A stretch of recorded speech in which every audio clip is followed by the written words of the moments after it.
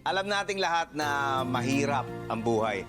Pero para makaya natin yung mga problemang dumarating, isipin na lang natin na ang buhay parang libro na tayo yung sumusulat.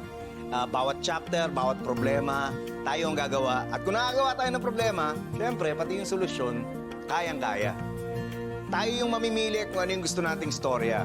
Nasa atin din kung gusto natin na ang ending malungkot o masaya. Ang destiny para sa akin ay para sa mga taong tamad lamang.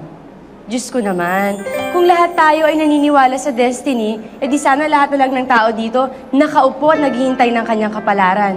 Naniniwala ako, kapag may gusto ka sa buhay, dapat dyan, tinatrabaho, kinakarir. Para kapag nakuha mo ang mga pinapangarap mo, you can proudly say na, I work hard for this. Hindi ba mas masarap pakinggan yun kesa sa sabihin mo na, I'm happy dahil natupad ang destiny ko. That's all. Thank you so much.